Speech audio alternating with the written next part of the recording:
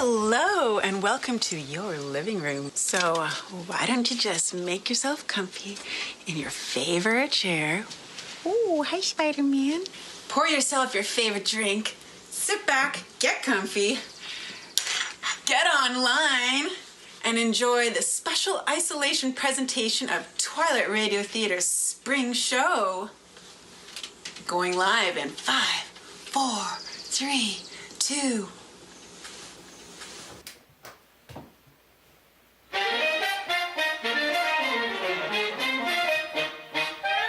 Ladies and gentlemen, welcome to Twilight Radio Theater, coming to you live, almost live, from 3 separate self-isolated studios here on beautiful Gabriel Island.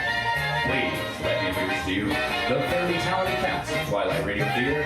First, a man of many voices and a big hit on those bongos, the dashing Mr. David Boughton.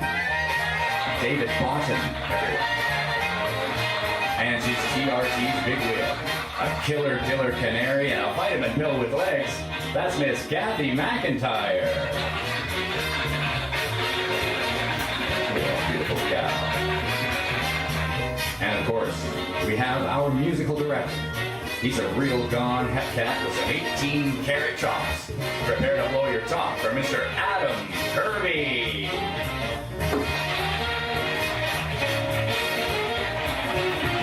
I am your host, Chris Jans, and I'd like to welcome you to Twilight Radio Theater.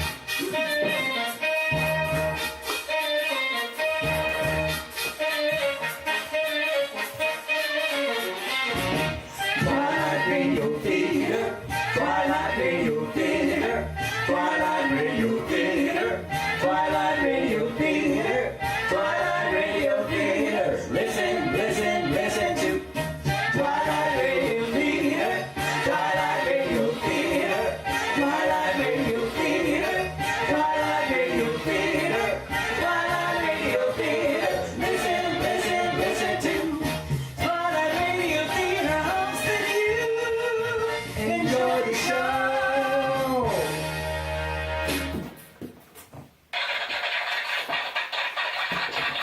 Heidi-ho and welcome, ladies and gentlemen, to this pandemic presentation of Twilight Radio Theater. And special thanks to Pam McCartney, our usherette extraordinaire, for getting the ball rolling. We're so glad that you, the audience, are sharing this special lockdown episode with us tonight. If you're a Twilight Radio fan club member, then you're in luck, because tonight is club night for all you TRT fan club members, and right after tonight's show is concluded, we are going to broadcast another secret message in TRT's mystery code. So be sure and keep listening, because I'm going to send a very important message, and this will be your last chance to win 2 seasons passes for next year. Now, those of you who haven't received your TRT fan club membership and secret decoder wheel won't be able to decode this message, but right after we send it, we'll tell you how easily you can become a member of the TRT fan club before next season and get this special secret decoder wheel for your very own. And even though you can't be with us live, I still want to let you in on a little secret. You, the audience, are still the most important part of the show. So, even though we can't hear you, when you see this sign, we want you to applaud loud and hard. Hot dog! I just know you kids are on fire. You're going to be the best self-isolated studio audience yet. Tonight, Twilight Radio Theater's skeleton cast will be presenting Murder Castle by Lights Out. Welcome to the Twilight, my friend. A time between daylight and darkness. An enchanted gloaming where shadows prevail and banish the light. An hour where suggestion and imagination hold you in their spell. Listen and free your mind. Surrender to the fear inside us all. Listen to Twilight Radio Theater.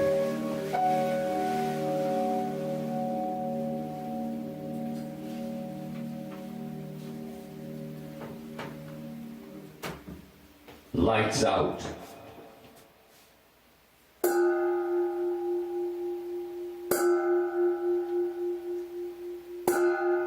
It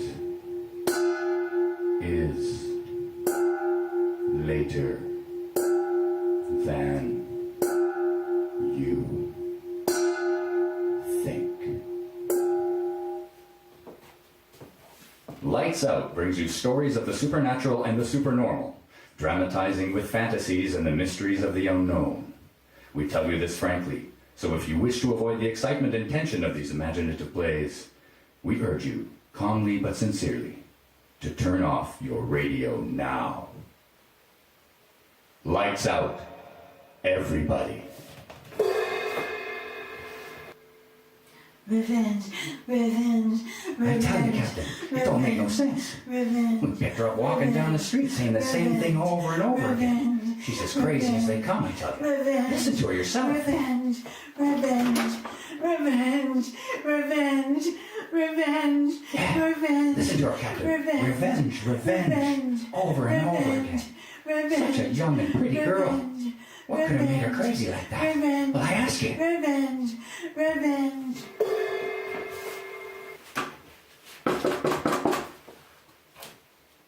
Yes, yes. What is it?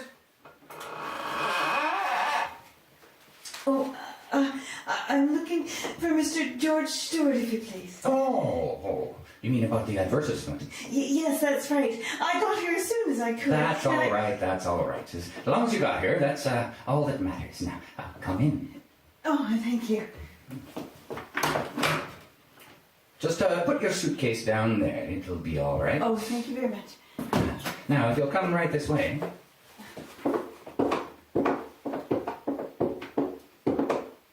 Thank you.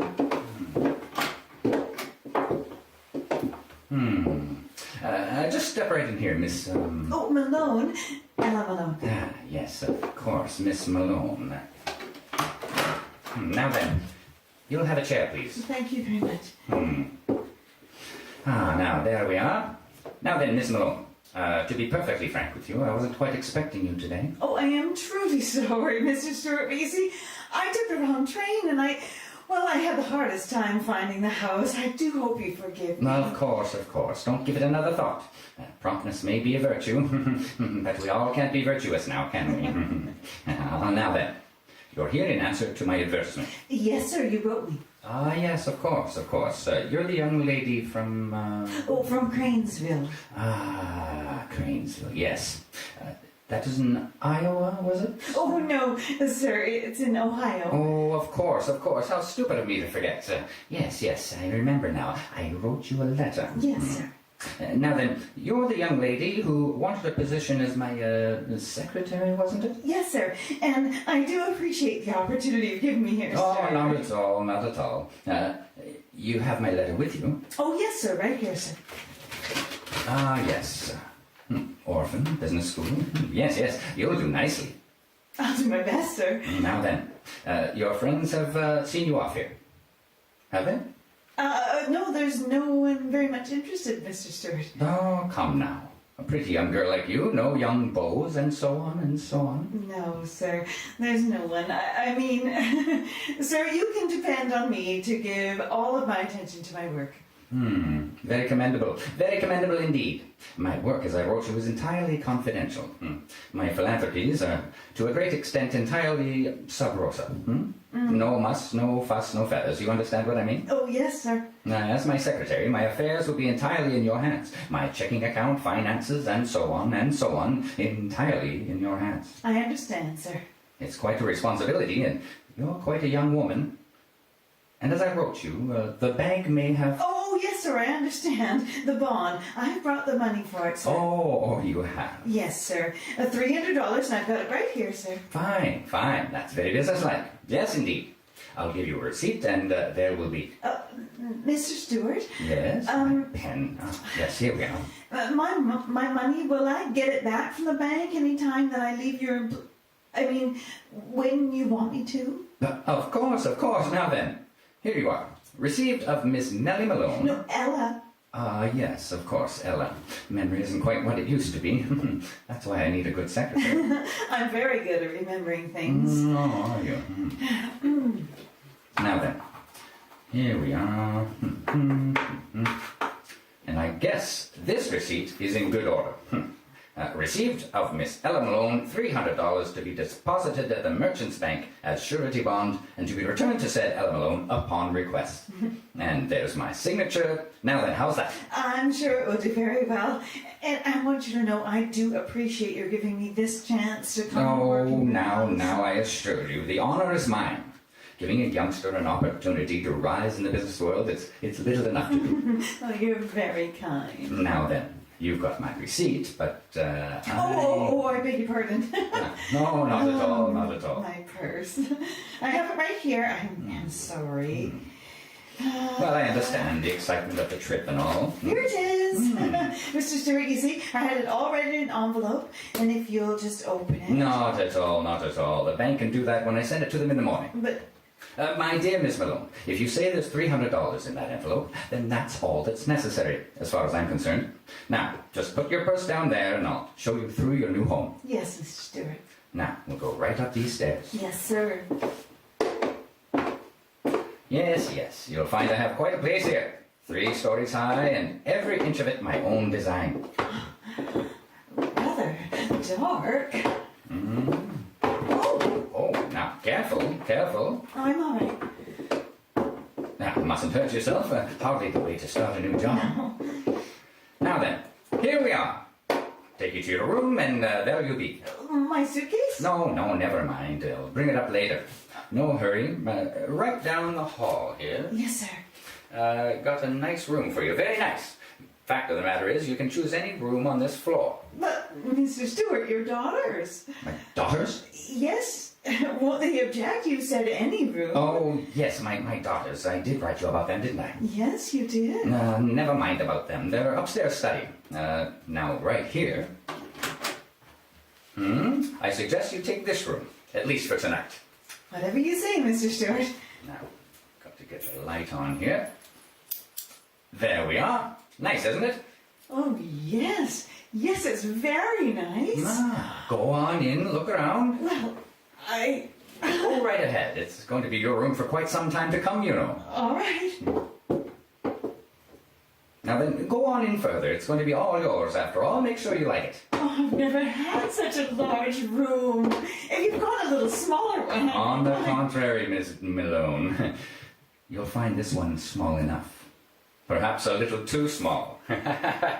Yes, indeed, a little too small. But... Mr. Stewart? Locking the door. Mr. Stewart, why did you... Mr. Stewart? Why did you lock the door? Mr. Stewart? Mr. Stewart? Why have you shut me in here? Mr. Stewart, please? Please answer me, Mr. Stewart. Please let me out. Mr. Stewart, let me out of here. Let me out. Oh, it's getting dark in here. Oh, light. Mr. Stewart, let me out.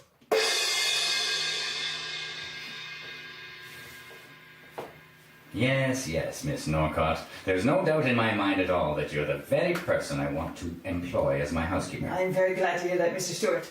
Of course, the matter of being housekeeper of a place as large as mine calls for definite qualities. You understand, of course. I always do my best, sir. And one certainly can't ask for more than that. No, indeed. Your wife, maybe she'd like to talk to me. Wife? Oh, yes, of course. I wrote you about my wife, didn't Yes, I? sir. Yes, sir. My wife is out shopping. As soon as she returns, you will meet her. And I'm sure she'll find your recommendations as satisfactory as I did. It makes me very happy. I've always wanted to work in a fine house. Now, about money. Oh, any salary you want to pay me, Mr. Stewart, is all right. I just want a chance to show you how good I can do your work. Very commendable. Yes, indeed, very commendable. But we must agree on a salary. I'm the sort of man who has respect for money and expects a similar respect in others. Yes. And speaking of money, you'll want to be opening a new bank account, I suppose. Bank account? Yes. It's my principle that everyone employed by me should have a savings account. Builds character. I'll open an account for you in the morning, and you can transfer any other bank accounts you have back in your hometown up to my bank. Convenience, you know. Oh, no, sir, I haven't got that. Eh? I haven't got any money in the bank back home. I took it all out. Oh, Oh, it wasn't very much anyway. What was left of my father's insurance money after my mother died. ah, yes. Well, now then, supposing you leave all your things here and we'll go look over the house. Oh, that'll be very nice. Here, right through this door. Oh, I'll be glad to be working in such a big house. Right this way. Oh, yes. Quite an establishment here. Designed it all myself. I'll work hard, Mr. Stewart. Yes, yes, I'm certain you will. Now then, right down these stairs. I'll show you everything downstairs first. You have a washing machine? Eh? Oh, yes, yes, everything modern, everything convenient. High, wide basement. Now, there you are. Watch yourself. It's just a little dark down here this time of day. Oh, it's a big basement, all right. I can hang up plenty of washing down here. Oh, yes, yes, indeed. If you'll come this way. You building something down here? Building? Oh, yes, yes, indeed. Always building, always changing, always remodeling. Change, change, change. My hobby. Always changing things. Hard to keep clean. No, don't worry about that. Everything will be cleaned up in short order. Bags of sand and concrete mixer, and everything will be right out of the way and won't bother you at all. Not at all. Now, right this way. You're making more rooms. Yes, yes, indeed. With nice, clean concrete floors. Here, look at this one. Kind of dark. Come on, come on. Get closer. All of my own work. You see, the floor is still wet. I like concrete, don't you? Yes, it's clean. Yes, it covers everything. You know how deep that concrete is? 3 feet deep. Yes, ma'am, 3 feet deep. And I just poured it an hour before you honored me with your presence. 3 feet. That'll make a mighty thick slab of stone, won't it, Miss Norcott? Thick enough to cover you. Yes, indeed. A fist to the point of the jaw is still a most effective soporific. Now, you're quite a heavy woman, my dear Miss Norcott. Up you go.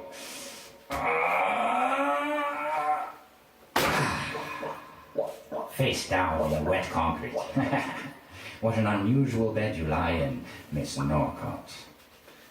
Sinking down, down, down. And the concrete will harden, and I guess I'll have to get myself a new housekeeper.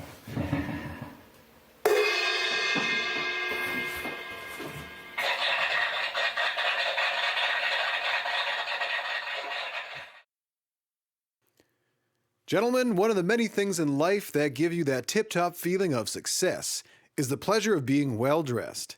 Perfect taste is a criterion. And in hats, there's nothing smarter than an Atom. From stern to stern, your Atom hat gives off that look of quality. You see quality in the carefully molded shapes, and in the richness of genuine all-fur belts, and in the large variety of subtle color shades. Next time you pass an Atom hat store or an authorized dealer, stop in and try on an Atom. Once you see and wear an Atom hat, you'll agree that Atom is one of America's outstanding hat values. And now back to our lights out story of Murder Castle.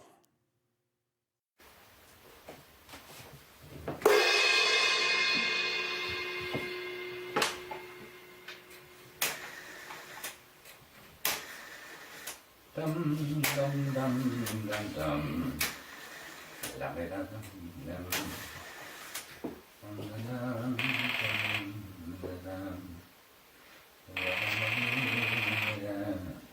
Hello? Hello? Is this the employment agency? This is Mr. Stewart. Mr. George Stewart. Yes. I'm interested in employing a nurse for my child. Someone preferably unattached who can live here with my wife and myself. No, just send me their names, addresses, references, and so on. I'll send you a check for the services. My address is 424 East 7th. Yes, just the names and addresses. Yes, I'll send you a check. Goodbye. Yes, I'll be there.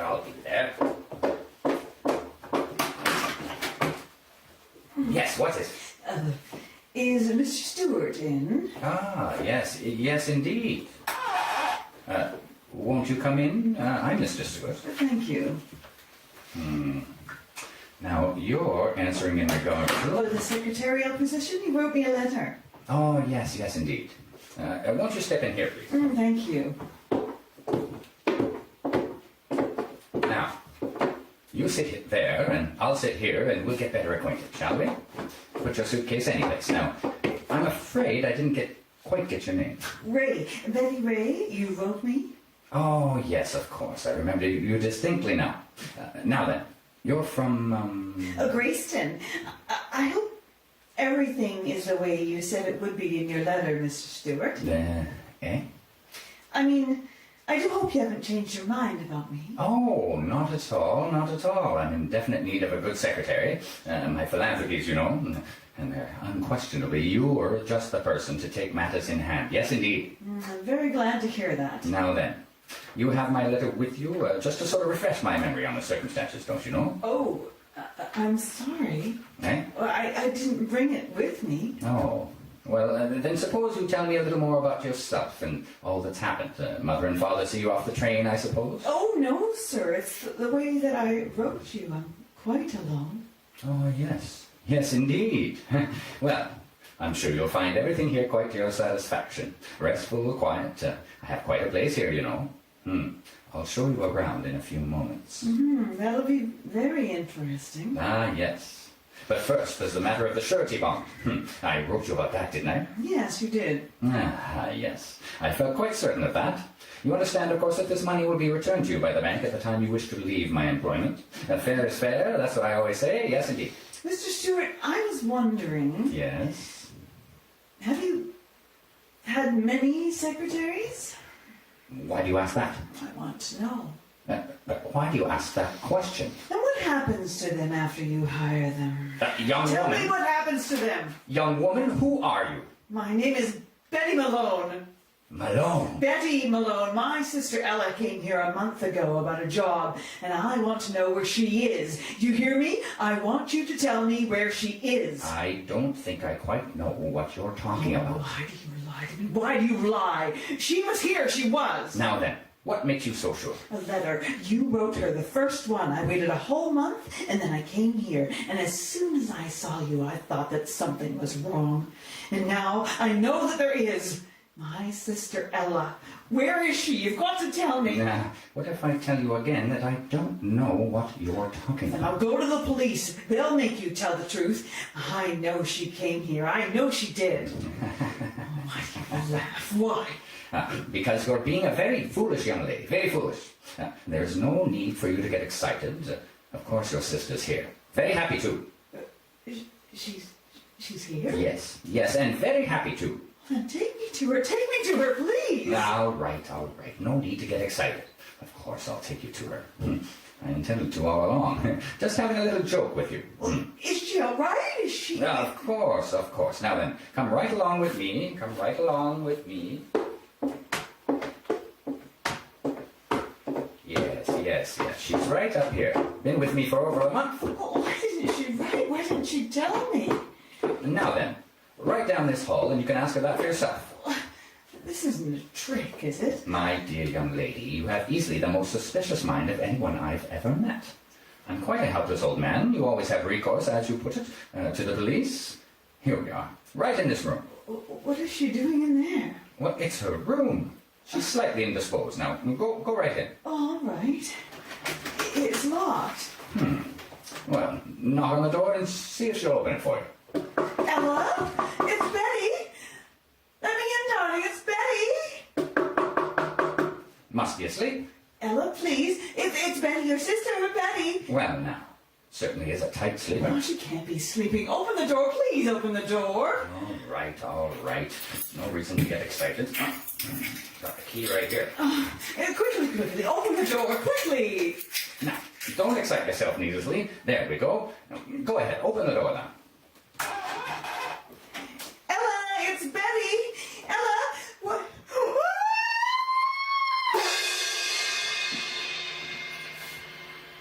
Now then, my dear Betty, we understand each other clearly, don't we? Dad. Nothing like a complete understanding now, is there? Ella, Dad. Oh, it wasn't so difficult. I shut the door, sealed it, and nature took care of the rest. Oh, Mother in heaven. But she died quite easily, much easier than others. Oh, why? You mean, why do I do it? It's a very simple explanation, young woman. This is my business. Business. Yes, my business. Some men make their fortune in stocks, and some in bonds, and some in business. This Why? is my business. Why? Why is any business conducted? Profit, my dear. And I've made quite a neat little profit. Oh, yes, and a very safe one, too. Oh, Ella, my sweet. Yes, and you're the very first one to come wandering about looking for one of my, customers. The first, and I assure you, the last. Yes. 30 women have come in my front door. 31, including you. Now come along, I'll tell you all about them. You'll find it most instructive, yes indeed. Oh, don't hold my arm. But I must. These corridors, they twist and turn. Yes, it's best I hold your arm. Get lost easily around this house. My most interesting house. Where are you taking me? Yes, there were 30 before you. Most interesting array. I used to read the want ads in small town papers, and then I'd write letters, so most interesting letters. I need a secretary or a housekeeper or a nurse, an excellent salary, unusual accommodations. Oh, somehow, Ella, I knew this had happened. Yes, indeed. And they brought all their worldly belongings with them, generally in a small suitcase, a little here and a little there. I assure you, it has been most profitable. Now, in this room, for example... No. Don't open that door. No. Perhaps it would be better not to. The one in here came to be my housekeeper, let me see. How long ago was that? Well, no matter. She came as a housekeeper, and after she went into retirement in that room, I found in her suitcase such interesting bonds. I tell you, my eyes fairly popped from my head. Ah, yes, it's the uncertainty that makes my little business very, very fascinating. Oh, you killed 30 women. Now, let's go down a little way. Now, down here. Now, don't make me pull you along. Oh, you killed 30 women. Oh, it wasn't difficult.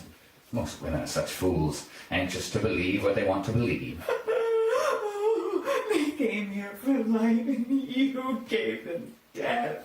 Ah, you're the smart one. That's why I'm even bothering showing you my work. I never did the others. And showing you won't do much harm. You won't be talking long. Oh, a thing like you. And 30 women dead. Now in this room, let me open it and show you. No. Don't make me look. You see, there's no reason for excitement. It's an empty room. That's what she thought when she went in there. And then I pressed this button, so. Yes. And the trap door flopped open as she stood on it, and down she went. Down, and guess into what? A pit of lime. Oh, a thing like you. Alive. Ah, yes. I've tried out so many different ways of killing them. You wonder why they'll never find me out? I'll tell you why. Because I'm much too smart for all of them. Because I figured everything out in order, logically. Oh, not perfect crimes, no, nothing infantile. But just cleverness in the choosing of the women I do business with, and an equal cleverness in doing away with them. Ah, yes, indeed. You, my dearest Ella, dead. Ella, what does she matter? She's just another... You've got to listen to me. No one else has ever known it, never whispered it before, and never again. Why speak of Ella when I'm telling you about my cleverness? Oh, it isn't right for you to live. You are not the judge of living and dying in this place. I am. Now then, what was I telling you? Oh, yes. Why they'll never get me. Why my business will go on and on until I have more money than... no matter that. I want to tell you how I did it. Oh, well, somehow, seeing you like that has done things to my head. No corpus delicti, and if there is one, no evidence of violence. Now, that's the secret. Were you very frightened, little sister? There are the quick line. There's no corpus delicti after that, I tell you. Not when you bury it in a slab of concrete. Ah, yes, that's the secret. If only I could have been with you, little sister. And now this room. Let me show it to you. I think this will be your room, my dear. Oh, so very frightened. You see the door? Airtight. Airtight, yes, indeed. I'll open it.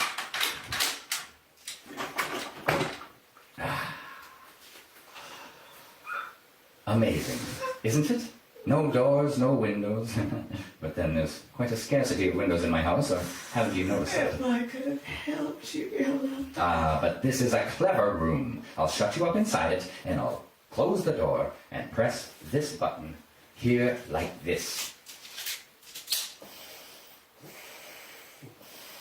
You hear that, little one? You hear that? Pumping, pumping, pumping. And guess what it's pumping? Oh, Ella, my hand. Air. You hear me pumping the air out of the room. Yes, that's clever, isn't it? You breathe, and soon there will be nothing there to breathe. And then you'll die. And if the police do find your body, no mark of violence, nothing but asphyxiation. A most mysterious death, they'll say. And in time, they'll decide it's all quite natural. Embolism, heart attack, or they'll think up a fancy name to clear their files. Yes, indeed. They always do. This isn't right for him to live, is it, Ella? Now, first, off with the pump. And now, my dear, I think you'd better step inside and... Now, quickly now, so I can close the door and go on about my other work. Quickly, I tell you. No, wait. Wait for what? I want to give you something. What can you give me that doesn't belong to me already? This! Gun. Get in there. In the room. Gun.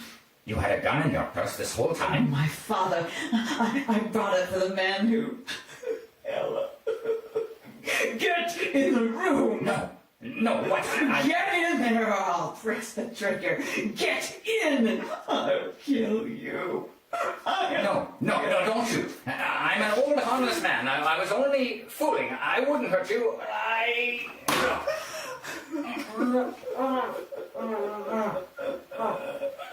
Revenge. It's right to revenge, isn't it, Ella?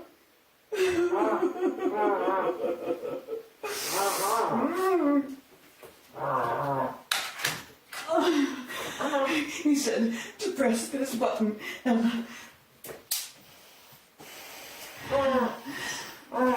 The pump is running, Ella. Listen to it. It's killing him the way he killed you. It's right to revenge, isn't it, little sister? Right to revenge. Right to revenge. Right to revenge.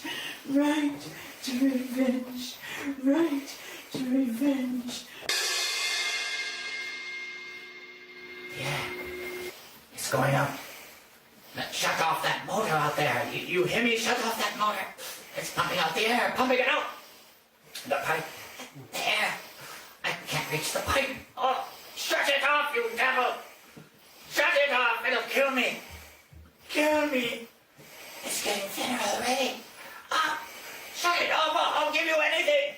Anything you want. Shut off that pump. I can't die. I won't die. I'll tear the walls down. Let me out of here. I've got to have air. Let me out. Let me out. Right. My ears. Here. Don't break. Blood in my eyes. Kill me. Kill me.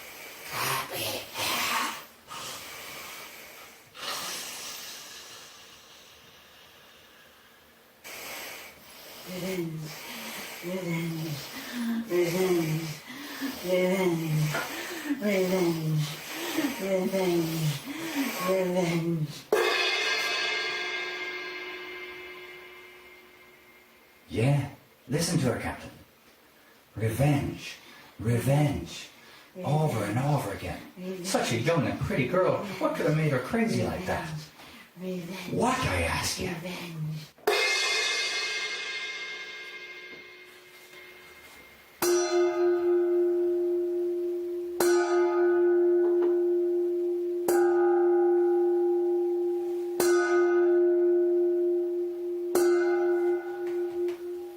Lights out.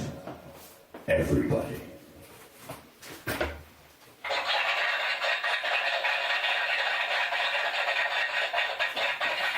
Twilight Radio Theater has been bringing you the special pandemic presentation of Lights Out, written especially for radio by Arch Obler.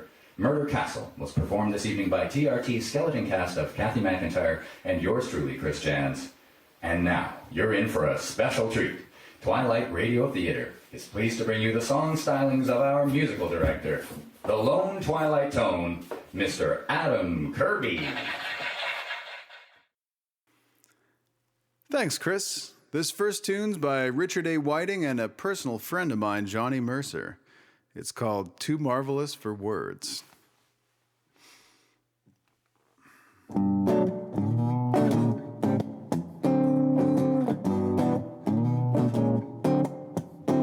You're much too marvelous for words, like glorious and glamorous, and that old standby amorous. It's all too wonderful. I'll never find the words that say enough, that tell enough. I mean, they just aren't swell enough. It's all too much and just too very, very to ever be in a Webster's dictionary. And so I'm borrowing a love song from the birds to tell you that you're marvelous, too marvelous for words. The doodly bop boo baba boo baba boo dee dee dee doo da oh ma ma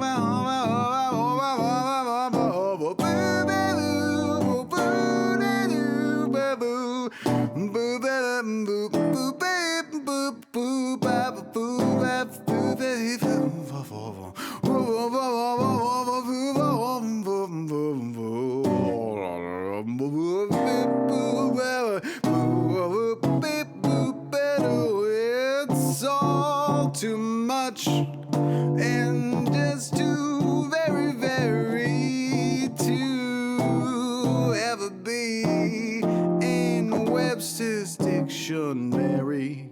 And so I'm borrowing a love song from the birds to tell you that you're marvelous, tell you that you're marvelous, too marvelous for words.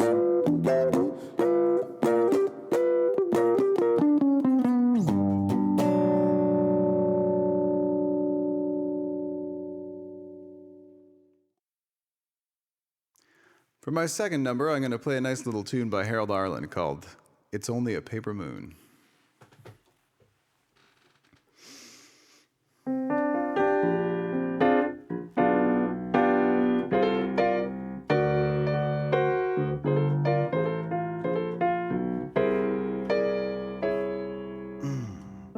Say it's only a paper moon sailing over a cardboard sea, but it wouldn't be make-believe if you believed in me.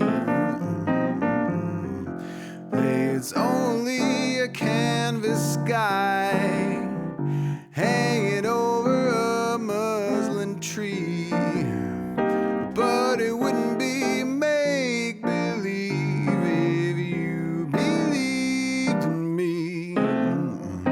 Without your love, it's a honky-tonk parade. Without your love, it's a melody played at a penny arcade. It's a Barnum and Bailey world, just as phony as it can be. But it wouldn't be make-believe if you believed in me.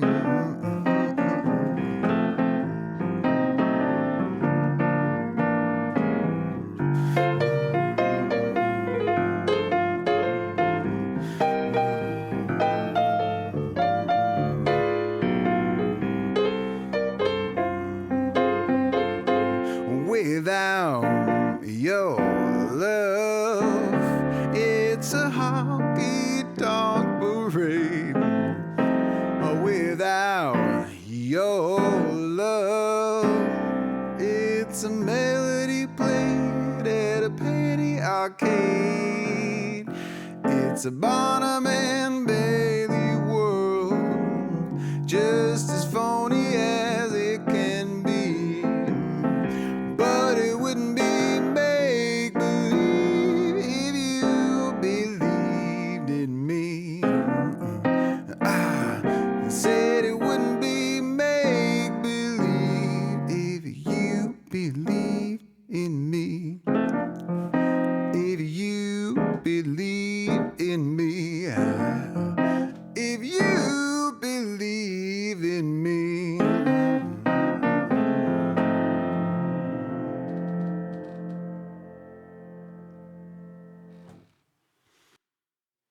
You have been listening to the Lone Twilight Tone as part of Twilight Radio Theater's special pandemic presentation. Next up, Kurt Vonnegut's short story, Who Am I This Time?, performed by the player, Mr. David Botten. The North Crawford Mask and Wig Club, an amateur theatrical society I belong to, voted to do Tennessee Williams' A Streetcar Named Desire for the spring play. Doris Sawyer, who always directs, said she couldn't direct this time because her mother was so sick. And she said the club ought to develop some other directors anyway because she couldn't live forever, even though she'd made it safely to 74. So I got stuck with the directing job, even though the only thing I'd ever directed before was the installation of combination aluminum storm windows and screens I'd sold. That's what I am, a salesman of storm windows and doors, and here and there a bathroom enclosure. As far as acting goes, the highest rank I ever held on stage was either butler or policeman, whichever is higher. I made a lot of conditions before I took the directing job, and the biggest one was that Harry Nash, the only real actor the club had to take the Marlon Brando part in the play. To give you an idea of how versatile Harry is, inside of 1 year, he was Captain Queeg in the Kane Mutiny Court-Martial. Then Abe Lincoln in Illinois. Then the young architect in The Moon is Blue. The year after that, Harry Nash was Henry VIII in Anne of the Thousand Days, and Doc in Come Back Little Sheba. And I was after him for Marlon Brando in A Streetcar Named Desire.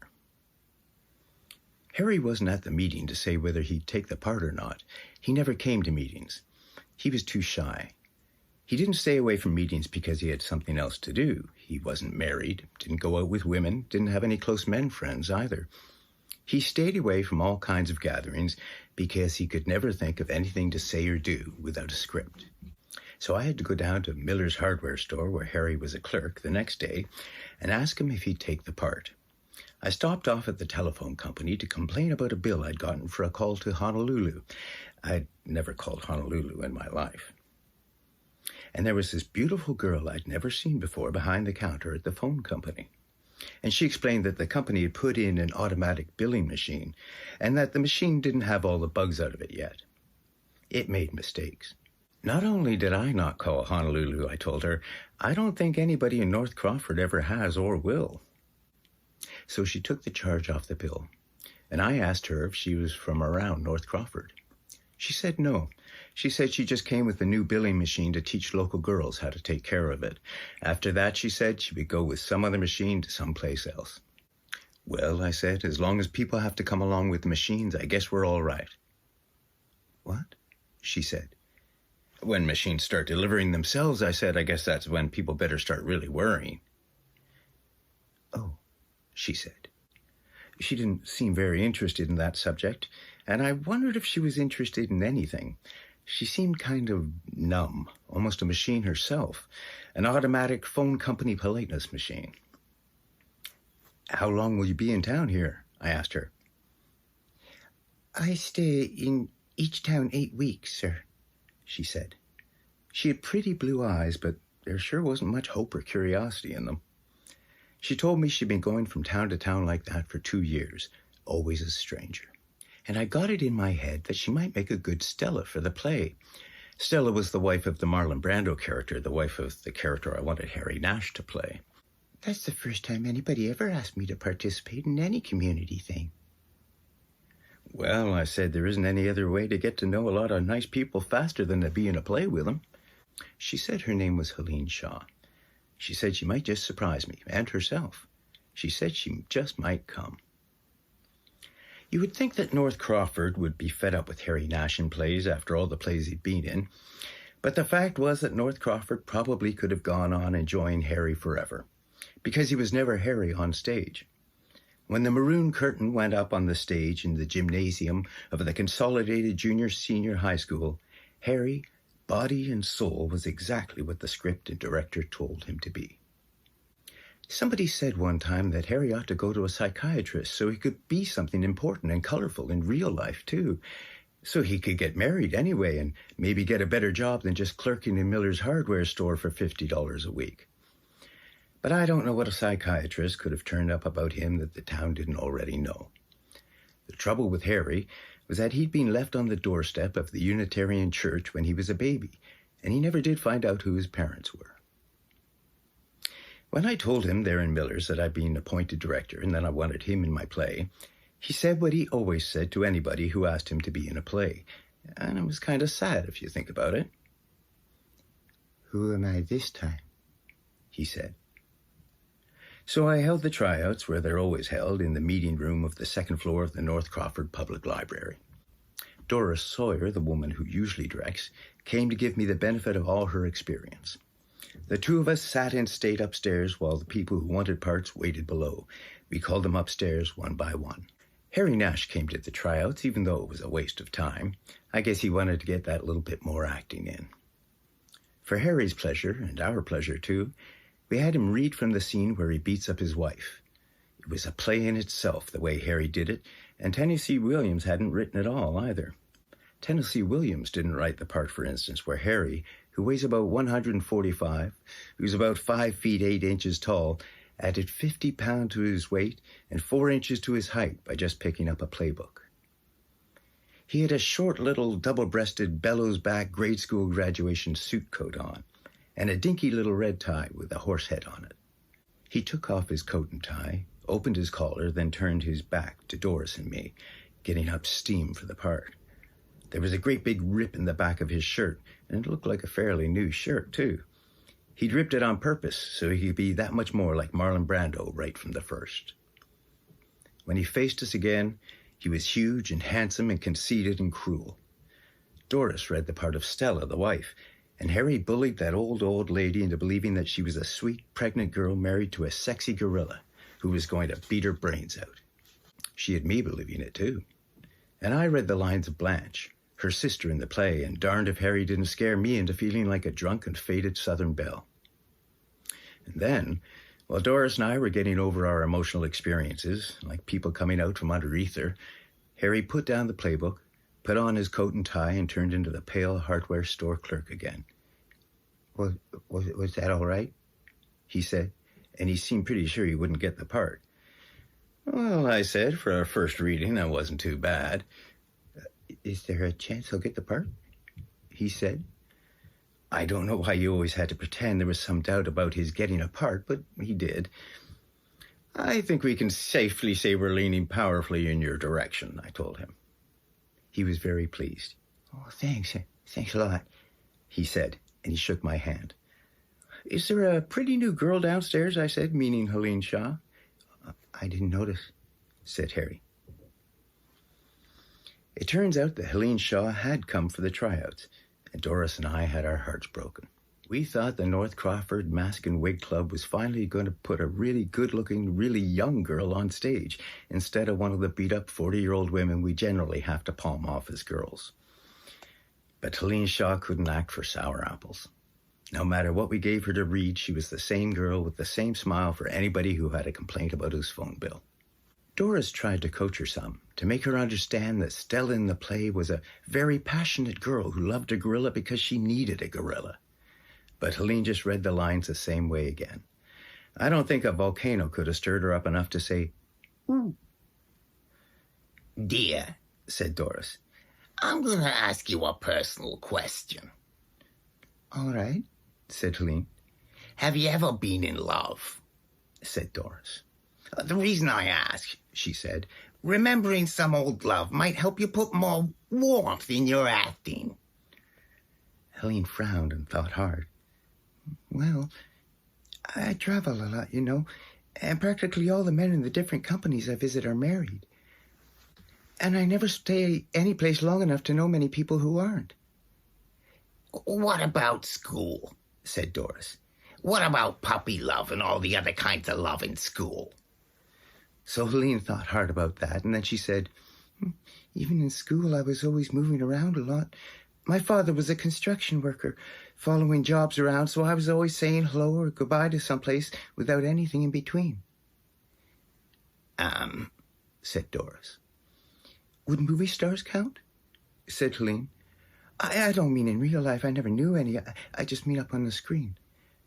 Doris looked at me and rolled her eyes. I guess that's love of a kind, she said. Then Helene got a little enthusiastic.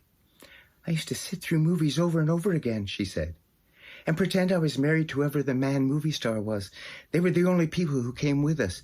No matter where we moved, movie stars were there. Said Doris. Well, thank you, Miss Shaw, I said. You go downstairs and wait with the rest. We'll let you know. So we tried to find another Stella, and there just wasn't one. Not one woman in the club with the dew still on her. All we've got are Blanches, I said, meaning all that we had were faded women who could play the part of Blanche, Stella's faded sister. That's life, I guess. 20 Blanches to 1 Stella. And when you find a Stella, said Doris, it turns out she doesn't know what love is. Doris and I decided there was one last thing we could try. We could get Harry Nash to play a scene along with Helene. He just might make her bubble the least bit, I said. That girl hasn't got a bubble in her, said Doris. So we called down the stairs for Helene to come back on up, and we told someone to go find Harry. Harry never sat with the rest of the people at tryouts, or at rehearsals either. The minute he didn't have a part to play, he'd disappear into some hiding place where he could hear people call him, but where he couldn't be seen. At tryouts in the library, he generally hid in the reference room, passing the time looking at flags of different countries in the front of the dictionary. Helene came back upstairs, and we were very sorry and surprised to see that she'd been crying. Oh, dear, said Doris. Oh, my, now what on earth's the trouble, dear? Oh, I was terrible, wasn't I? Said Helene, hanging her head. Doris said the only thing anybody can say in an amateur theatrical society when somebody cries. She said, Why, no, dear, you were marvelous. No, I wasn't, said Helene. I'm a walking icebox, and I know it. Nobody could look at you and say that, said Doris. When they get to know me, they can say it, said Helene. When people get to know me, that's what they do say. Her tears got worse. I don't want to be the way I am, she said. I just can't help it living the way I've lived all my life. The only experiences I've ever have been in crazy dreams of movie stars. When I meet somebody nice in real life, I feel as though I'm in some kind of big bottle. As though I couldn't touch that person, no matter how hard I tried. And Helene pushed on air as though it were a big bottle around her.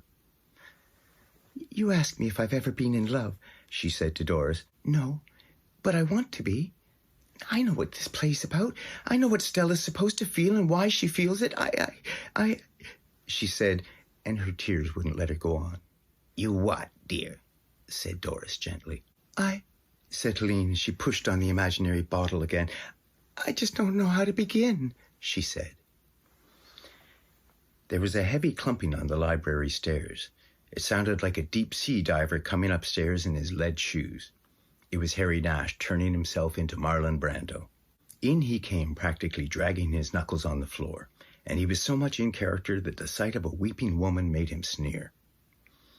Harry, I said, I'd like you to meet Helene Shaw. Helene, this is Harry Nash. If you get the part of Stella, he'll be your husband in the play.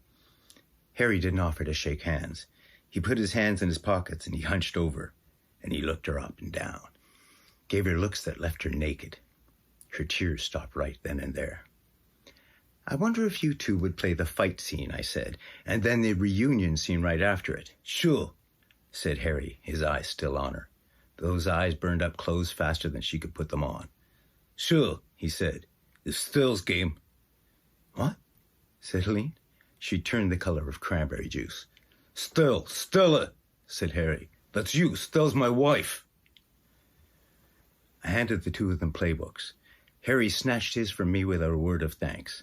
Helene's hands weren't working very well, and I had to kind of mold them around the book. I want something I can throw, said Harry. What? I said. There's one place where I gotta throw a radio out the window. What can I throw? So I said an iron paperweight was the radio, and I opened the window wide. Helene Shaw looked scared to death. Where do you want us to start? Said Harry, and he rolled his shoulders like a prize fighter warming up. Start a few lines back from where you throw the radio out the window. Okay, said Harry, warming up. He scanned the stage directions. Let's see, he said. After I throw the radio, she runs off the stage and I chase her on a soccer one. Right, I said. Okay, baby, Harry said to Helene, his eyelids drooping. What was about to happen was wilder than the chariot race in Ben-Hur. On your mark, said Harry. Get ready, baby. Go! Well, that was a swell start to the story, don't you think, Timmy? Yeah, I loved it. You know, you're a darn good-looking fellow. I'll bet you have lots of girls crazy about you. I don't know. Oh, you're just being modest. But tell me, how do you feel when you're in love? How do I feel? My gosh, Adam, it's the most wonderful feeling in the world. Well, when I'm in love, I'm just breezing along with the breeze. I never mind the bumps or ruts in the highway of life. I float through life on a cloud. And that, folks, is exactly the way you feel in the famous Dodge Air Glide ride. If you haven't experienced this thrill, visit the showroom of your local Dodge dealer. See for yourself the extra value you get in this big, new, money-saving Dodge. Believe me, folks, it's certainly more car for less money. Think of it, the new Dodge Beauty Winner of 1949 now sells for only $640 and up. List price is of factory Detroit. Hey, that is something, Adam, but, can we get back to David now? I want to hear how the story ends. See, that's a great idea. Let's get back to David for the second half of Kurt Vonnegut's Who Am I This Time? When the scene was over, Helene Shaw was as hot as a hod carrier, as limp as an eel. She sat down with her mouth open and her head hanging to one side. She wasn't in any bottle anymore. There wasn't any bottle to hold her up and keep her safe and clean. The bottle was gone. Do I get the part or don't I? Harry snarled at me. You'll do, I said. You said a mouthful, he said. I'll be going now. See you around, Stella, he said to Helene, and he left. He slammed the door behind him. Helene, I said. Miss Shaw? She said. The part of Stella is yours, I said. You were great. I was? She said. I had no idea you had that much fire in you, dear, Doris said to her. Fire? Said Helene. She didn't know if she was afoot or on horseback.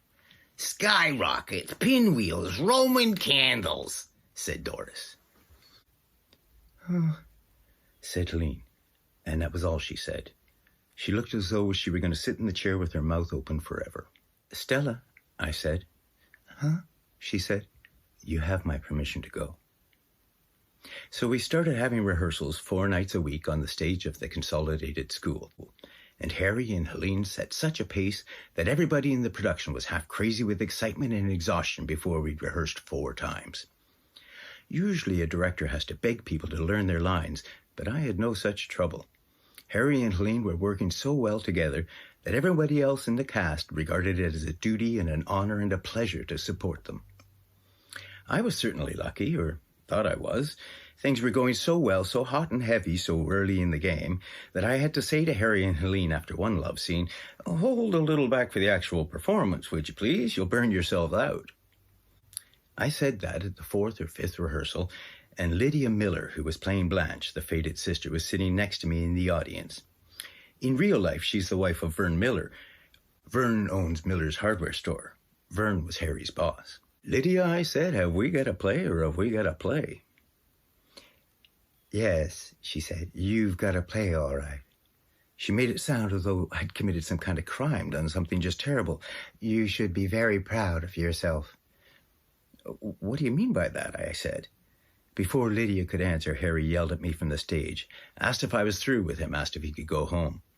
I told him he could, and still Marlon Brando, he left, kicking furniture out of his way and slamming doors. Helene was left all alone on the stage, sitting on a couch with the same gaga look she'd had after the tryouts. That girl was drained. I turned to Lydia again and I said, well, until now, I thought I had every reason to be happy and proud. Is there something going on I don't know about? Do you know that girl's in love with Harry? Said Lydia. In the play, I said. What play? Said Lydia. There isn't any play going on now, and look at her up there. She gave a sad cackle. You aren't directing this play. Who is? I said. Mother Nature at her worst, said Lydia. And think what it's going to do to that girl when she discovers what Harry really is. She corrected herself. What Harry really isn't, she said. I didn't do anything about it because I didn't figure it was any of my business. I heard Lydia try to do something about it, but she didn't get very far. You know, Lydia said to Helene one night, I played Anne Rutledge and Harry was Abraham Lincoln. Helene clapped her hands. Oh, that must have been heaven, she said. It was, in a way, said Lydia. Sometimes I'd get so worked up I'd love Harry the way I'd love Abraham Lincoln. I'd have to come back down to earth and remind myself he wasn't ever going to free the slaves, that he was just the clerk in my husband's hardware store. He's the most marvelous man I ever met, said Helene. Of course, the one thing you have to get set for when you're in a play with Harry, said Lydia, is what happens after the last performance. What are you talking about? Said Helene. Once the show's over, said Lydia, whatever you thought Harry was just evaporates into thin air. I don't believe it, said Helene. I admit it's hard to believe, said Lydia. Then Helene got a little sore. Anyway, why tell me about it? She said. Even if it is true, what do I care? I don't know, said Lydia, backing away. I just thought you might find it interesting. Well, I don't, said Helene. And Lydia slunk away, feeling about as frowsy and unloved as she was supposed to feel in the play. After that, nobody said anything more to Helene to warn her about Harry, not even when word got out that she'd told the telephone company she didn't want to be moved around anymore, that she wanted to stay in North Crawford. So the time finally came to put on the play. We ran it for 3 nights, Thursday, Friday, and Saturday, and we murdered those audiences. They believed every word that was said on stage, and when the maroon curtain came down, they were ready to go to the nut house along with Blanche, the fated sister. On Thursday night, the other girls at the telephone company sent Helene a dozen red roses. When Helene and Harry were taking a curtain call together, I passed the roses over the footlights to her. She came forward for them, took one rose from the bouquet to give to Harry, but when she turned to give Harry the rose in front of everybody, Harry was gone. The curtain came down on that extra little scene, that girl offering a rose to nothing and nobody. I went backstage and I found her still holding that one rose. She'd put the rest of the bouquet aside. There were tears in her eyes. What did I do wrong? She said to me. Did I insult him in some way? No, I said. He always does that after a performance. The minute it's over, he clears out as fast as he can. And tomorrow he'll disappear again? Without even taking off his makeup. And Saturday? She said. He'll stay for the cast party on Saturday, won't he? Harry never goes to parties, I said. When the curtain comes down on Saturday, that's the last anybody will see of him till he goes to work on Monday. How sad, she said. Helene's performance on Friday night wasn't nearly so good as Thursday's. She seemed to be thinking about other things. She watched Harry take off after the curtain call. She didn't say a word. On Saturday, she put on the best performance yet. Ordinarily, it was Harry who set the pace, but on Saturday, Harry had to work to keep up with Helene. When the curtain came down on the final curtain call, Harry wanted to get away, but he couldn't. Helene wouldn't let go his hand. The rest of the cast and the stage crew and a lot of well-wishers from the audience were all standing around Harry and Helene, and Harry was trying to get his hand back. Well, He said, I've got to go. Where? She said. Oh, home. Won't you please take me to the cast party? She said. He got very red. I'm afraid I'm not much on parties, he said. All the Marlon Brando in him was gone. He was tongue-tied, he was scared, he was shy. He was everything Harry was famous for being between plays. All right, she said. I'll let you go if you promise me one thing. What's that? He said. And I thought he would jump out of a window if she let go of him then. I want you to promise to stay here until I get you your present, she said. Present? He said, getting even more panicky. Promise? She said. He promised. It was the only way he could get his hand back. And he stood there miserably while Helene went down to the ladies' dressing room for the present. While he waited, a lot of people congratulated him on being such a fine actor. But congratulations never made him happy. He just wanted to get away. Helene came back with the present. It turned out to be a little blue book with a big red ribbon for a place marker. It was a copy of Romeo and Juliet. Harry was very embarrassed. It was all he could do to say, thank you. The marker marks my favorite scene, said Helene. Said Harry. Don't you want to see what my favorite scene is? So Harry had to open the book to the red ribbon. Helene got close to him and read the line of Juliet's. How camest thou hither? Tell me, and wherefore? She read. The orchard walls are high and hard to climb, and the place death considered who thou art, if any of my kinsmen find thee here. She pointed to the next line. Now look what Romeo says, she said. Said Harry. Read what Romeo says, said Helene. Harry cleared his throat. He didn't want to read the line, but he had to. With love's light wings did I o'erperch these walls, he read out loud in his everyday voice. But then a change came over him. For stony limits cannot hold love out, he read, and he straightened up, and 8 years dropped away from him, and he was brave and gay. And what love can do that dares love attempt, he read. Therefore thy kinsmen are no let to me. If they do see thee, they will murder thee, said Helene. She started walking him toward the wings. Alack, said Harry, there lies more peril in thine eye than 20 of their swords. Helene led him toward the backstage exit. Look thou but sweet, said Harry, and I am proof against their enmity. I would not for the world they saw thee here, said Helene, and that was the last we heard. The two of them were out the door and gone. They never did show up at the cast party. 1 week later, they were married. They seem very happy, though they're kind of strange from time to time, depending on which play they're reading to each other at that time.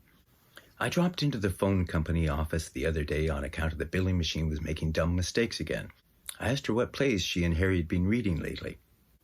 In the past week, she said, I've been married to Othello, been loved by Faust, and been kidnapped by Paris. Wouldn't you say I was the luckiest girl in town?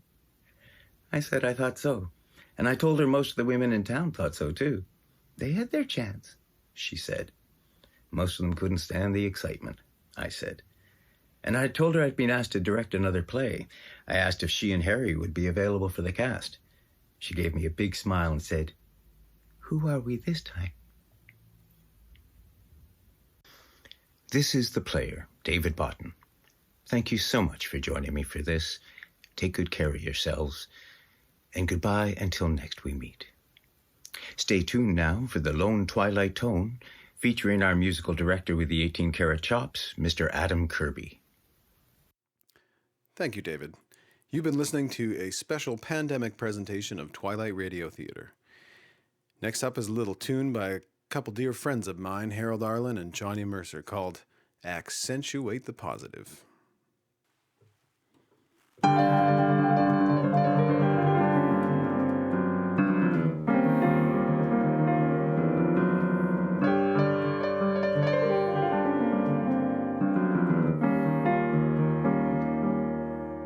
Gather round me, everybody. Gather round me Well, I testify, yeah, I feel a sermon coming on me. Yeah, and the topic will be sin. That's what I'm again. If you wanna hear my story, you better chill out, don't be uptight. Well, I'll review the attitude of being right. You got to accentuate the positive and eliminate the negative and latch on to the affirmative and don't mess with Mr. In Between. You got to spread joy to the maximum and bring that gloom down to the minimum and have faith or pandemonium is liable to walk upon the scene. To illustrate my last remark, Jonah and the whale, Noah and his ark, what did they do when everything seemed so dark? They said we better accentuate the positive and eliminate the negative and latch on to the affirmative and don't mess with Mr. In Between. To illustrate my last remark, Jonah and the whale, Noah and his ark, what did they do when everything seemed so dark? They said we better accentuate the positive and eliminate the negative and latch on to the affirmative and don't mess with Mr. In Between.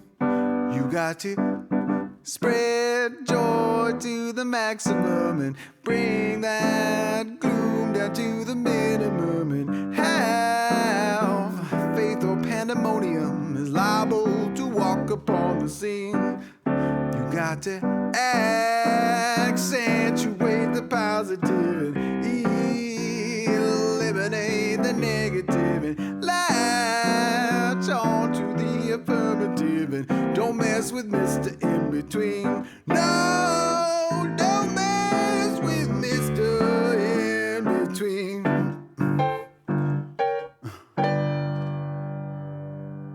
Oh, yeah. As the lone Twilight tone, I like to keep things interesting for you, the audience. But there's only so much I can do all by myself. However, for this next number, you are in for a special treat. Just a few years ago in 1941, Sidney Bechet, the jazz clarinet genius, pioneered a recording technique on two sides of a whole record that he did all by himself. Now, that's not to say he recorded a solo clarinet record.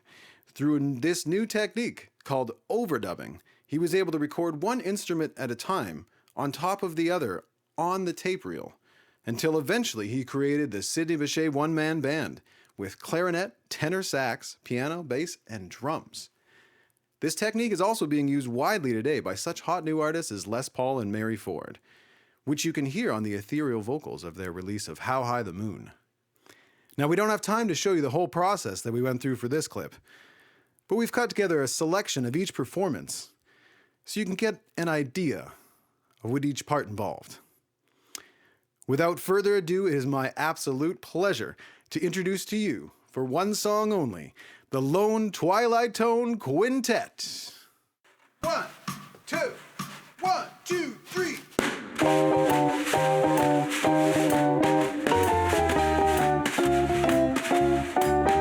How lucky can one guy be? I kissed her and she kissed me. Like the fellow once said, ain't that a kick in the head? The room was completely black. I hugged her and she hugged back. Like the sailor said, quote, ain't that a hole in the boat? My head keeps spinning.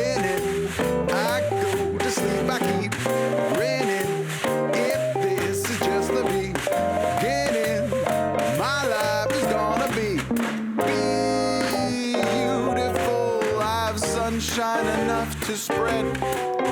It's just like the fella said. Tell me quick, ain't love a kick in the head?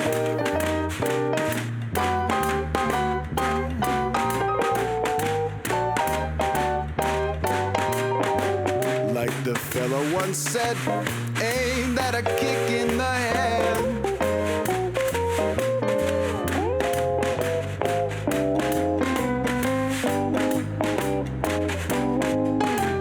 Like the sailor said, quote, ain't that a hole in the boat? My head keeps spinning. I go to sleep, I keep grinning. If this is just the beginning, my life is gonna be beautiful. She's telling me we'll be wed. She's picked out a king-size bed. I couldn't feel any better, or I'd be sick.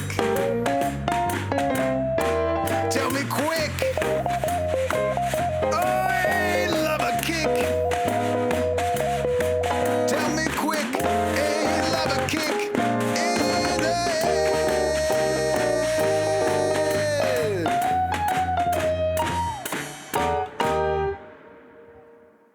All right, that was Ain't That a Kick in the Head by Sammy Kahn and Jimmy Van Heusen with a special guest of Twilight Timmy on the bass. Boy, that kid can walk. Hope you enjoyed watching that as much as I did making it. Well, it's been a lovely ride with you folks this evening. This is the Lone Twilight Tone signing off. Take care, everybody. Make sure to stay tuned for the hilarious final segment with Twilight Radio Theater's Skeleton Cast performing The Bickersons at Sea.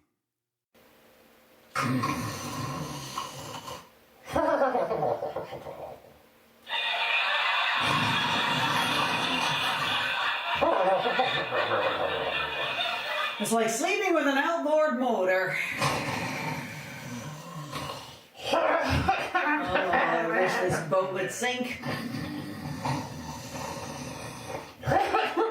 Oh, John, get off your back. Roll over. Stop that silly noise. Now cut it out. Cut it out, Blanche. What's the matter, Blanche? Well, it's bad enough getting tossed about mid-ocean without listening to that whining and snoring and rasping that's been going on for 3 hours. I wish you could hear it. I hear it. Must be that fat guy in the next cabin. It's not that fat guy at all. It's you. You've been snoring like a man that's been choking to death. Not me. I never snore. You snored so loudly they stopped the boat twice. What for? Well, they thought the bilge pumps were blocked with seaweed. Go to sleep, Blanche. Oh, I'm sorry I came on this trip. I could cry. Why did you make me go? I made you go. You were the one who didn't want to offend your cousin Eunice. I thought you said she was wealthy, Blanche. Well, she is. She's the heir to her father's steamship line. She's a hostess on a live bait boat. Fine honeymoon cruise on a fishing scow. I still say it was nice of her to invite us. What do you mean, invite us? They're charging us $4 a couple, and we had to bring our own worms. Well, it was a beautiful wedding, and Eunice looked lovely. Lovely. First time I ever saw a bride with a crew cut. It's a wonder you saw anything the way you strapped yourself to the bar. Oh, don't worry, I saw you. You and that bunch of no-good friends of yours making fun of the ceremony. You and your jokes about matrimony. Oh, put out the light. You're a fine one to talk about matrimony. You don't even know the meaning of the word. It's not a word, it's a sentence. Oh, it's too bad about you. I suppose you told those roughnecks I forced you into this marriage, Did I ever run after you? Blanche, I want to sleep. Answer me.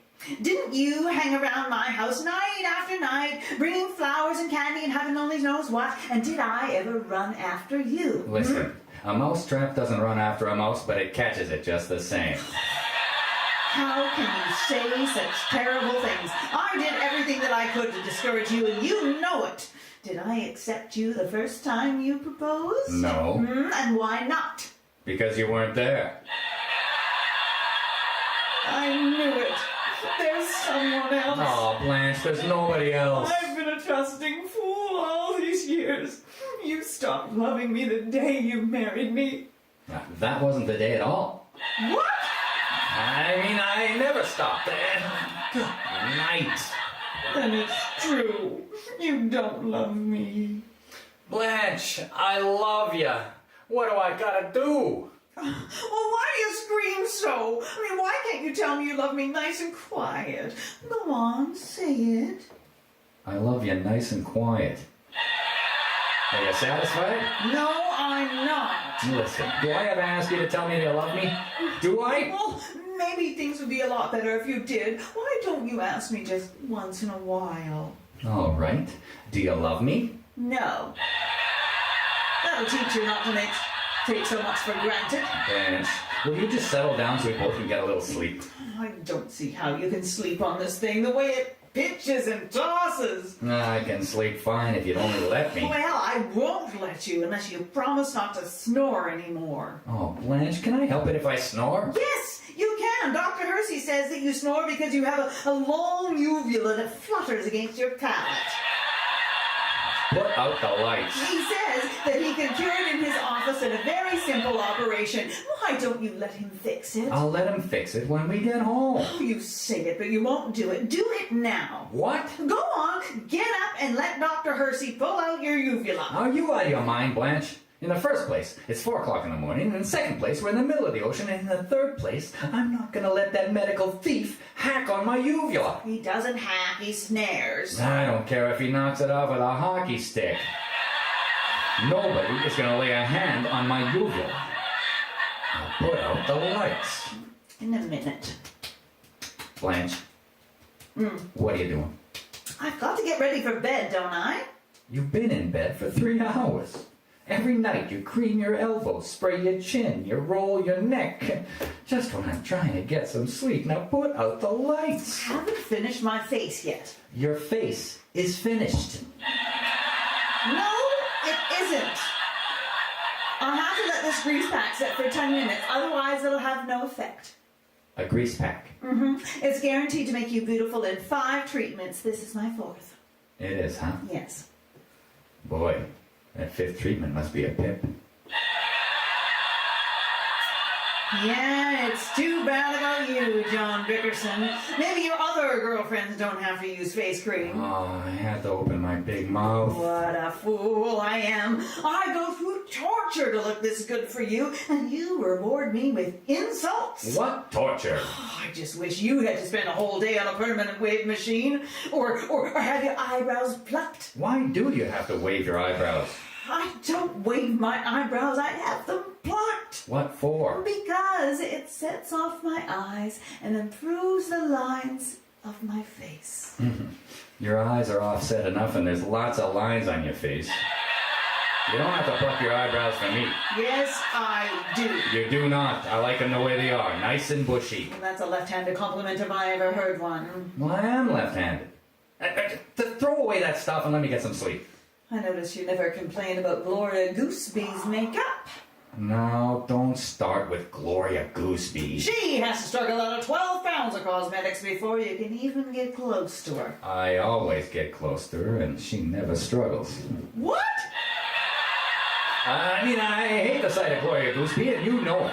Then why do you always stare at her? I never stare at her. Not much. You made an absolute fool of yourself the way you followed her around the wedding all night. Oh, it was that crazy dress she was wearing, that strapless thing with the 2 big buttons on it. The what buttons? That was your eyes. I'll bet that I could have 10 men tagging after me if I could afford the clothes that she wears. Your clothes are way better than hers. That's what you say. If you want to know something, the dress she wore tonight had a big rip in it. No, you were seeing things. Yeah, but she wore it just the same. How much longer are you going to be, Blanche? I must get a few minutes sleep, please. I'm finished now. Good night, John. Good night. Wouldn't hurt you to kiss me goodnight, you know. It hurts. Funny how 8 years of marriage can change a man. Before we were married, you'd stand in my living room night after night and pucker your lips the minute I came in. Why don't you do that now, John? Because I'm too pooped to pucker. Would you just stop yapping for 1 minute, Blanche? Well, I have to talk about something or I'll go out of my mind. Why does this thing rock so much? I don't know. I'm getting scared, John. When are we supposed to land? Yesterday afternoon. I'll be surprised if we get there at all. Well, suppose if the boat sinks, John. It won't sink. Well, suppose if it does. Then it'll sink. Well, I can't swim. Will you save me? Yeah, I'll save you. Why? Look, Blanche, I got terrible neuritis in my legs. All I want to do is lie down quietly so it doesn't hurt too much. Who told you to get neuritis? Nobody told me to get neuritis. Serves you right after catching fish in your shorts. I didn't catch fish in my shorts. I used a rod. And if you'll just... What was that, John? I don't know. I guess it was a wave. Must be a pretty rough sea. Oh, John. Yeah. Oh, I don't feel so good. Lie still. Will you tell me what to do if I get seasick? That won't be necessary. You'll just do it. Oh, it's awfully close in here, John. This is the most uncomfortable thing I've ever slept in. Are you comfortable? Oh, why don't you change beds with me? Oh, please, Blanche. I purposely sacrificed my own comfort so that you wouldn't squawk. I took this bed with only the one mattress. I gave you my pillow, and what more do you want? I want to change. I'm not comfortable. You are, too. There's nothing in the world more comfortable than a hammock. It swings too much. I keep rolling back and forth. Well, tie your feet to the wall. Oh, there isn't even any room to turn over. Why did you have to put your fishing tackle up here? Because it won't fit on the floor. I don't see why I should have to sleep with a 55-pound halibut. I couldn't get off of the hook, and you know it. Besides, it isn't a halibut, it's a white sea bass. I don't care if it's a mackerel. I'm not going to have it in my hammock. It bothers me. It can't bother you. It's been dead for 11 hours. Look, just turn the fish over on its side and go to sleep. No. You change places with me. Blanche, you're just being contrary. You know as well as I do it's more restful than a hammock. There's more air. And it's 10 times as good as this bed. You'll only suffer down here. I don't mind suffering. Well, I do. But I'm not going to get up there. And throw this fish out. What are you saving it for? I told you, I want to take it home and stuff it. Now settle down and go to sleep. No, you're going to change places with me or I'll keep talking all night. Okay, let's change. Well, help me down. Now, come on then. All right. So now you got the bed. How do you climb up in this damn thing? Won't stop swinging. I can't get my other leg in. Blanche, look out! Oh, John, are you hurt? Oh, your face is all cold and clammy. Oh, and your mouth is cut from ear to ear. John, speak to me. No, I'm up here. That's the sea bass. Why do you scare me like that? Get this fish out of my bed. He's used to you, Blanche. Leave him alone. John, I gotta have some water, quick. What's the matter with you? I'm getting squeamish again. Oh, John, I need air. She needs water. She needs air. You want me to check your oil, too? Don't be funny. I can hardly breathe. Well, reach up and open that porthole. Porthole? What porthole? That little round thing with the iron handle. Oh, is that a porthole? I thought it was a wall safe. Well, I hope you didn't put any valuables in it. No, just 8 bottles of liniment. Liniment? Blanche! Those bottles were full of bourbon! You threw them in the ocean? Well, why did you do that? it serves you right for trying to camouflage the stuff. I wondered why that school of sardines was chasing that shark. My bourbon, oh, now I'm really sick. Somebody's at the door. Open it, John. That's the last straw, as sick as I am. I'm coming. Oh, what happened? I forgot I was in the hammock. Oh, What do you want? You better hurry and get dressed, mister. What for? There's a big run of barracuda off the port bow. Well, let them run. I'm not fishing anymore. Well, most of the passengers are up on the deck and they used up all my squid. Would you let us cut up your sea bass for bait? Go ahead and take it. There it is in the bunk. It's the one without the nightgown. Thanks a lot, mister. If you want breakfast, you'll have to come and get it now. There won't be any more food served till we get ashore. Oh, go away. What a trip. Threw away $35 on a wedding gift. I'm losing 2 days' pay. I'm sick as a dog, and you won't let me sleep. There's only one thing to do. Tom, where are you going with that fishing rod? I'm going fishing. At 4 o'clock in the morning, you're going fishing for barracuda? Barracuda, nothing. I'm gonna try and catch my bourbon.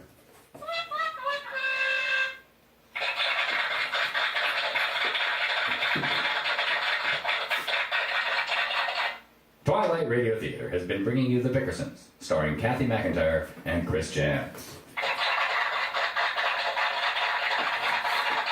Well, folks, we sure hope you enjoyed our special pandemic production tonight. Let's hear it for David Botten and Kurt Vonnegut's Who Am I This Time? And, of course, no TRT show would be quite complete without music. Put your hands together for our lone Twilight tone, Mr. Adam Kirby.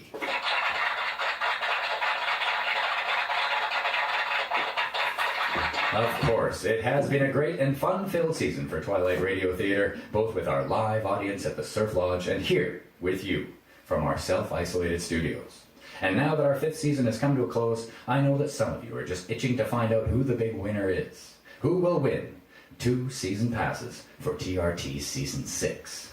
But before I send this season's final secret message, I want to tell all of you who haven't joined the TRT Fan Club and received your TRT Fan Club kit, complete with the secret decoder wheel, the one-of-a-kind cartoon fridge magnet, and your very own personalized Twilight Radio Theater Fan Club membership certificate, how easily you can receive yours. All you do is send a self-addressed, stamped envelope to Twilight Radio Theater, 694 Dogwood Crescent, Gabriola, British Columbia, Canada, V0R1X4.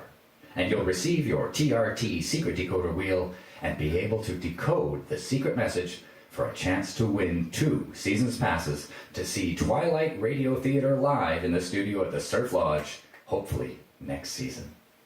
So get your pencils and paper ready for a secret message in TRT's mystery code. Are you all set? Are you set? And here we go with the secret message itself. It's a long one. Are you ready? First word. 25, 26, 7, 5. Second word. 14, 7, 22, 22, 5. Third word. 7, 20, 10. And the fourth and final word. 14, 11, 7, 18, 26, 14, and 5. That's all. That was another secret message in TRT's mystery code. And all you fan club members who have your TRT secret decoder wheel can figure it out right away.